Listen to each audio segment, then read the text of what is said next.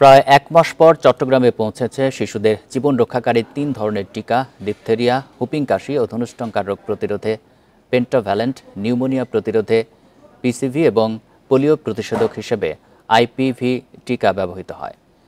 0 থেকে 15 মাস বয়সী শিশুদের এসব টিকা দেওয়া হয়। প্রিয় নম্বর সেট করে বিকাশে সেন্ড মানি করুন ফ্রি। স্বাস্থ্য বিভাগ বলছে বিদেশ থেকে আনতে হয় শিশুদের এসব টিকা। দেশের অস্থিতিশীল পরিস্থিতির কারণে এতদিন এই টিকা আনা সম্ভব হয়নি। তবে পরিস্থিতির উন্নতি হওয়ায় পর্যাপ্ত টিকা চট্টগ্রামে পৌঁছেছে। এরই মধ্যে বেশ কিছু টিকা পাঠানো হয়েছে বিভিন্ন স্বাস্থ্যকেন্দ্রে।